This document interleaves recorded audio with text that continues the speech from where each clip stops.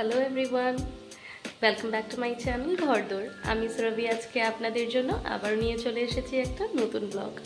কেমন আছেন সবাই? ভালো আছেন তো? চলুন তো একটু দেখে আসি বেদের পাপা উঠেছে কিনা, নাকি এখনো ঘুমোচ্ছে।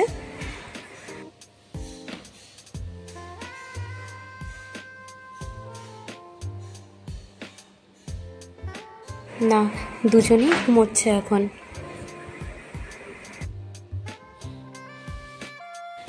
সকাল সকাল উঠে স্নান করে ফেলেছি, আর এখন ভালো করে ঠাকুর ঘরটা মুছে নেব, আর নিয়ে তারপর ছাদে যাব ফুল আনতে।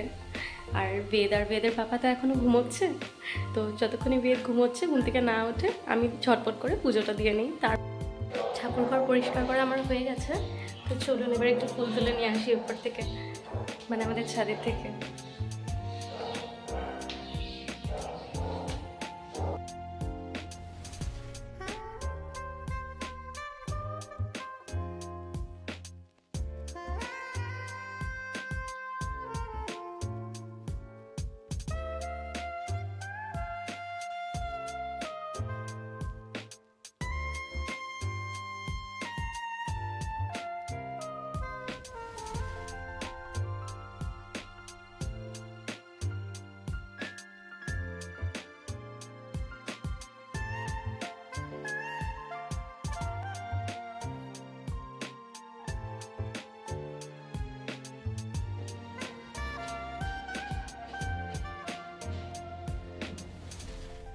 দেখেছেন আজকে আমাদের ছাদে কত ফুল ফুটেছে। তো আজকে না প্রাণ ভরে পুজো দিতে পারবো। মানে যত বেশি ফুল থাকে ঠাকুরের আসনটা সাজাতে ততই ভালো লাগে, তাই না বলুন? আর কালকে তো জন্মাষ্টমী, শুধু ঠাকুরের কাছে প্রার্থনা করছি যে কালকেও যেন এমনভাবে সুন্দরভাবে অনেক অনেক ফুল ফোটে আমাদের ছাদে, তাহলে গোপালকে সুন্দর করে সাজিয়ে দেওয়া যাবে। উঠে আসবে নাকি? আসবে নাকি? ভাবলাম ছেলেটা ঘুমিয়ে থাকতে থাকতে পুজোটা দিয়ে নেব, কিন্তু ঠিক উঠে পড়েছে দরজা খোলার আওয়াজ পেয়ে।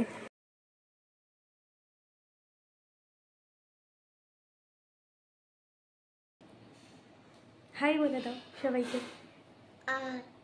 সুন্দর করে হেসে হেসে।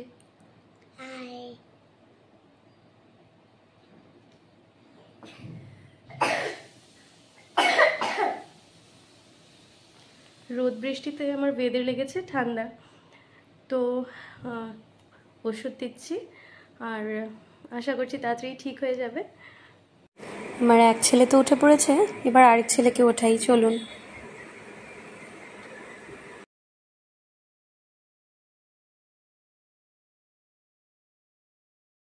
দেখেছেন কি মিষ্টি হাসি দিয়ে ঘুম থেকে উঠেছে। আমার পুজো করা হয়ে গেছে, আর সত্যি মনটা আজকে এত ভালো লাগছে। দেখুন কত রঙের জবা দিয়ে ঠাকুরকে সাজাতে পেরেছি আজকে।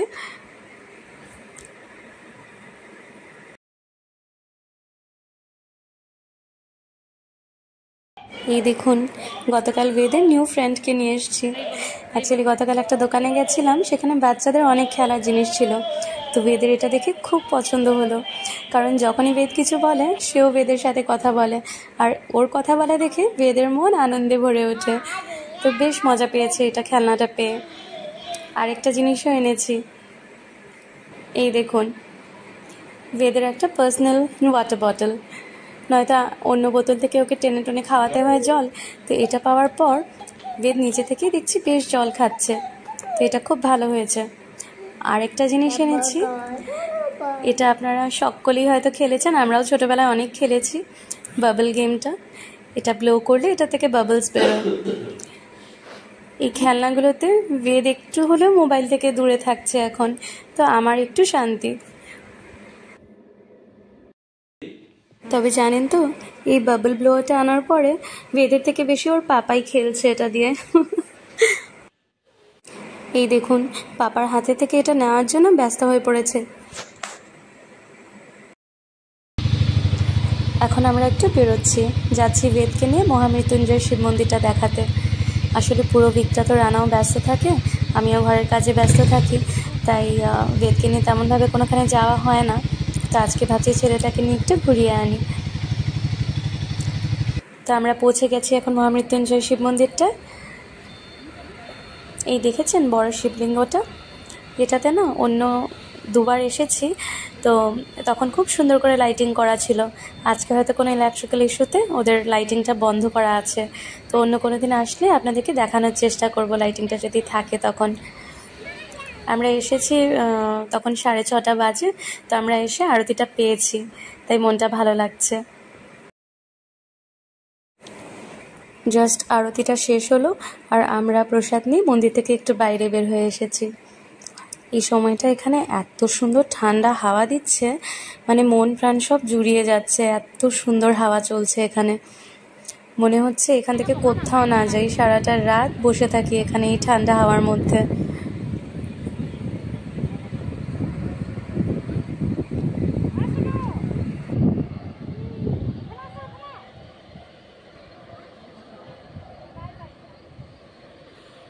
দাঁড়ান, বেদকে নিয়ে একটু মন্দিরের সিঁড়িটাতে বসি, সত্যি হাওয়াটা বেশ মজা লাগছে।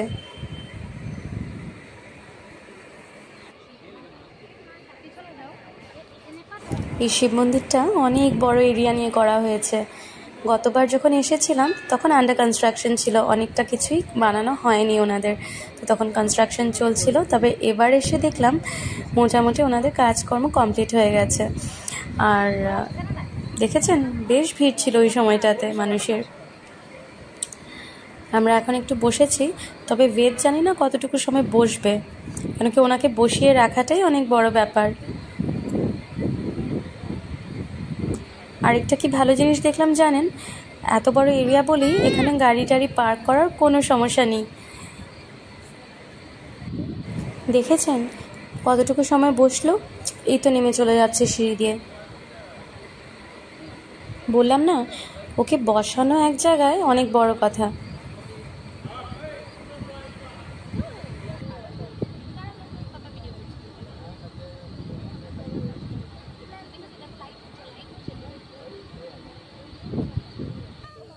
আমরা এখন নিচে নেমে চলে এসেছি।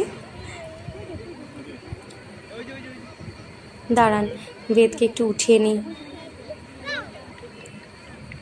আপনারা পুলটার মধ্যে একটা জিনিস দেখতে পাচ্ছেন? ভালো করে দেখুন তো, তার মধ্যে কতগুলো কচ্ছপ দেখুন, কি মজা লাগছে দেখতে। বেদ কিন্তু এখনো বুঝতে পারেনি।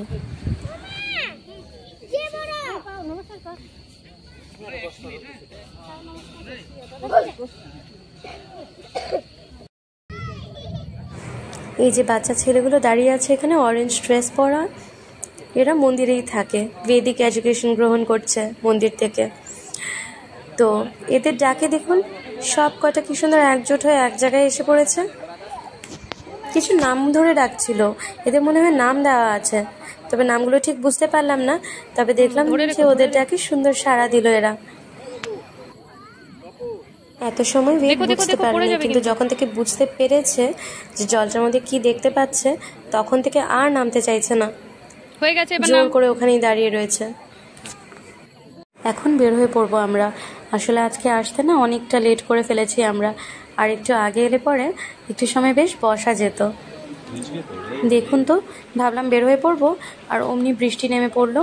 আর বৃষ্টি মানে কি এখন আর বাইক নিয়ে যাওয়াই যাবে না। মন্দিরে আটকে পড়েছি কারণ হঠাৎ করে বৃষ্টি শুরু হয়ে গেছে। তো আমরা তো বাইক নিয়ে এসেছি আর বুঝতে পারিনি যে হঠাৎ এমন বৃষ্টি শুরু হয়ে যাবে। তো যাই হোক, রানাকে একটু এখন বকাবকি করছি, যদিও বকাবকি করে কোনো লাভ নেই, দুজনেরই ডিসিশন ছিল বাইক নিয়ে আসতে তাড়াতাড়ি হবে। তো এখন ওয়েট করছি বৃষ্টিটা থামলে তারপর বের হবো।